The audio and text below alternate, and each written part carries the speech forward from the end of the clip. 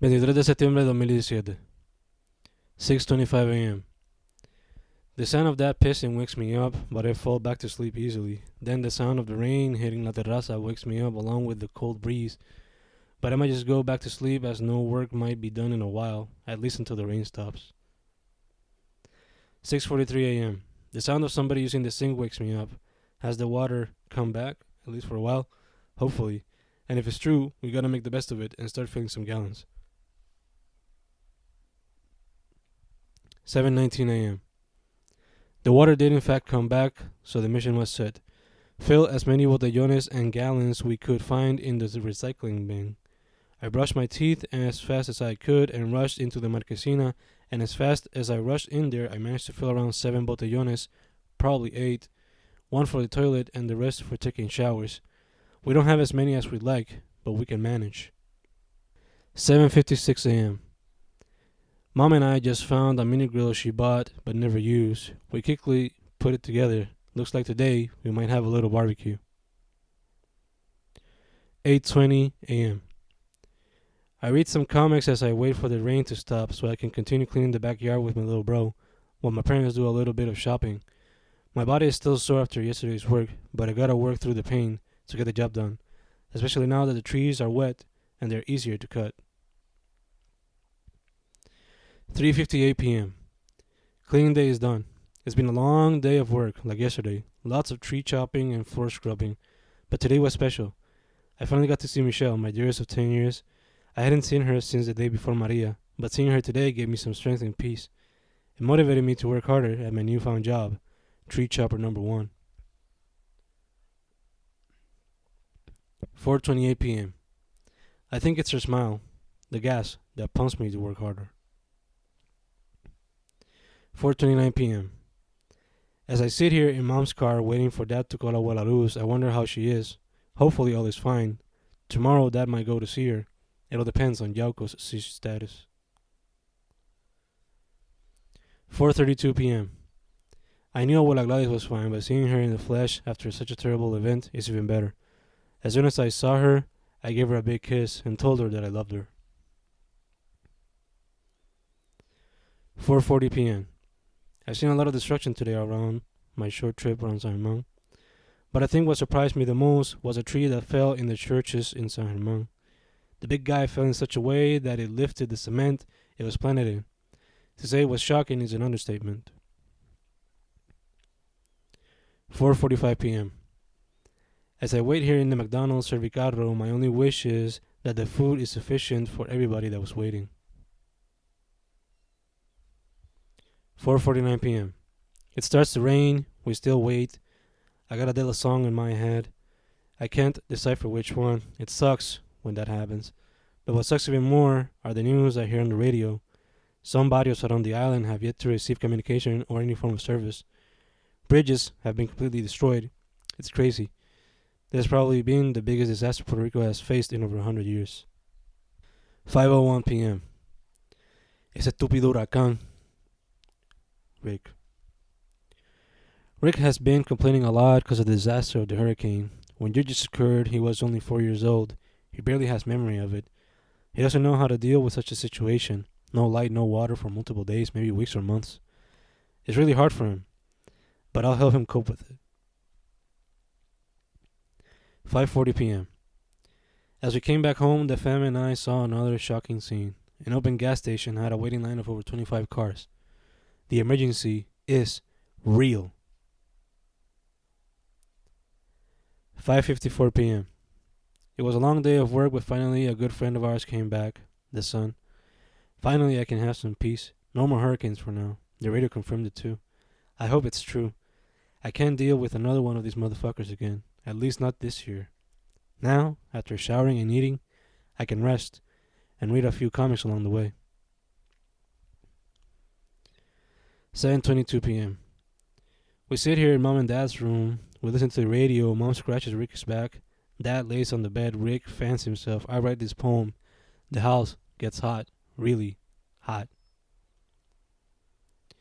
8:10 p.m. Just heard that there was a horse seen with 3 legs. Apparently the hurricane took one of them. Maybe some debris. That's fucking sad. The mere image of that poor animal bleeding out as it hops trying to walk makes me want to cry. It truly is a terrible image to take in before sleep. 8:21 p.m. It's hot as fuck. This is my first time going to sleep in boxers in quite some time. It's difficult trying to catch some shut-eye. Rick plays in his room, mom and dad talk in theirs, the neighbors laugh and chant. Maybe they're playing some games. But I gotta try to rest. Tomorrow I might wake up at 2 a.m. or maybe 5 a.m. It all equals work. To get water and ice, that's the goal. Let's see how it goes. But for now, I gotta sleep, even if it's for a few interrupted hours. 8:28 p.m. A few minutes ago, I thought I was gonna write my last poem for the day. I lied. I can't get the image of the park near my home out of my head. It got destroyed. Trees and lamp poles fell everywhere. I have very fond memories of that park. Used the swings a lot.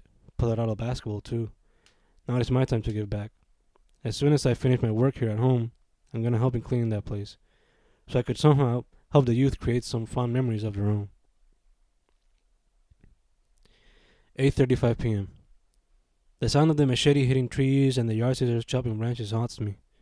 Like I wrote yesterday, work goes with you to bed, whether you like it or not. 8:37 p.m.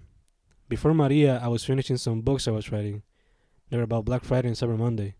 From the looks of it, those 2 days might not be celebrated this year. Probably Xmas, neither. 8:41 p.m. A little breeze comes in, but it's still hot. My beard is all sweaty, and so is my belly.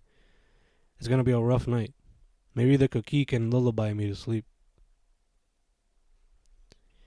8:48 p.m. In the aftermath of Maria, I've heard a lot of political figures in the radio stating how their people are doing the right job to help their areas recover. Many of them have focused on that, but today one of them got on my nerves. A mayor got into politiquerias mentioning how work he did for the town had been either a lot or saved. How many of the positive things he built for the town were saved, and how hopefully his town would now become the new place to visit for foreigners. Motherfucker, this isn't the time for such bullshit. Stop the politiqueria, move your ass, and lead the people to help restore their communities and town. Some people really have their priorities up their asses. 9:26 p.m. Water came back and I quickly dashed to fill as many botellones as possible. Before, we had 8. Now we have over 20 ready to be used for bathing if the water is cut again. In this time of emergency, we gotta be ready, and I'm not taking any chances even if I have to wake up my family or do it all alone. My dad has shown me this across the years. It is time for me to step up and start working as hard or even more than he has. 9:30 p.m. My mother is a hard worker. Even at this time when we have no light except for the one provided by our flashlights, she is hand washing as many as dirty clothes as she can. She is truly one to admire. 9:45 p.m. A few years back, maybe when I was finishing high school or starting college, we used to have this huge red bucket where originally Rick and I would store all of our old toys. It eventually turned into our DIY bathing spot. The shower head in our bathroom was damaged, and crouching down with our butts to the floor was not a good option. So every 2 or 3 days, that huge red bucket would be filled to the top, and we would shower with it, small bucket after small bucket, very old school like. That piece of red plastic wouldn't be bad right now. We could fill it to the top and use it for God knows how many days. But there's no time for jody parties. We gotta adapt and work with what we got.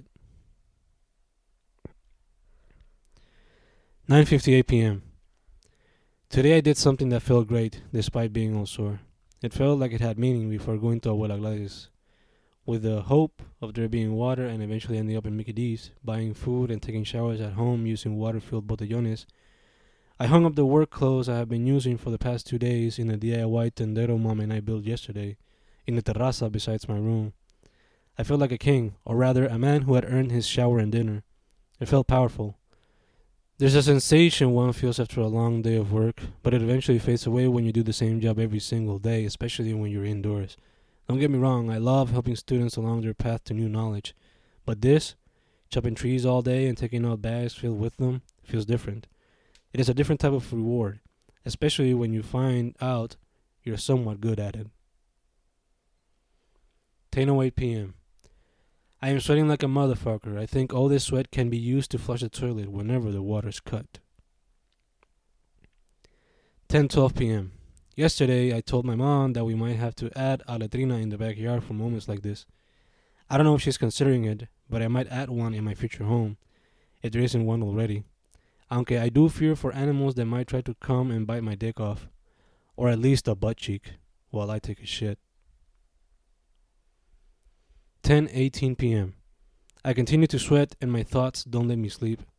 God, tomorrow will be a terrible day of work.